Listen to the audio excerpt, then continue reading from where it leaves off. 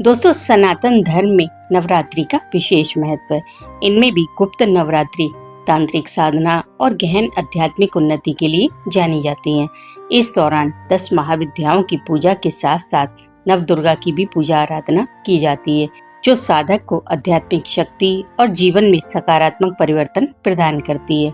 आषाढ़ मास में आने वाली गुप्त नवरात्रि 15 जुलाई दिन बुधवार से शुरू हो रही है, जो 23 जुलाई दिन गुरुवार तक चलेंगे। पहले दिन मां की स्थापना का शुभ मुहूर्त है, वो 15 जुलाई दिन बुधवार प्रातः 5:33 से 10:09 तक है। दूसरा अभिजीत मुहूर्त है दोपहर 2:45 से 3:40 तक। इन दोनों में से किसी भी एक शुभ मुहूर्त में आप मां की स्थापना जरूर कर लें। इन नवरात्रि में आपको घट स्थापना की कोई जरूरत नहीं होती, क्योंकि इन्हें बहुत ही गुप्त तरीके से मनाया जाता है। अगर आप सभी चीजें नॉर्मल नवरात्रि की तरह करेंगे तो फिर गुप्त क्या बचेगा। इसलिए कोई तामझाम करने की जरूरत नहीं है। पर हाँ, अगर आपकी श्रद्धा है तो आप अखंड ज्योत जला सकते हैं। गुप्त नवरात्रि में सिर्फ पूजा, साधना और पाठ का महत्व होता है, वो भी यदि आप रात में करते हैं तो ज्यादा फलदायी रहता है। इन्हें सामान्य नवरात्रि से अधिक गहन और रहस्यमय माना जाता है।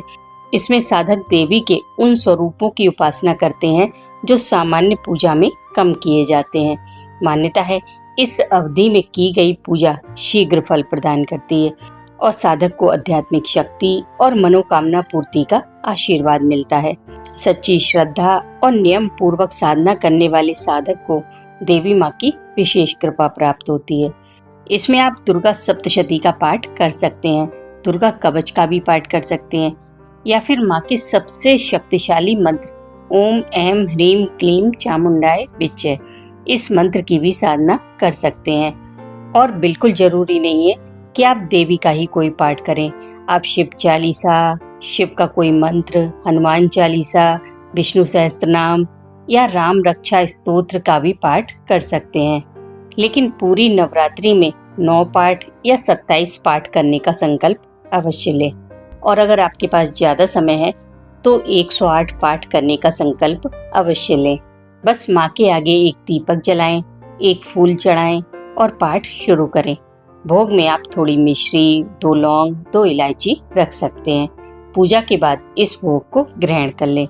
इस पूजा को आप जितना गुप्त रखेंगे परिणाम उतने ही अच्छे मिलेंगे। इसलिए किसी के सामने इसका जिक्र ना करें कि आप कोई साधना कर रहे हैं। जय माता दी।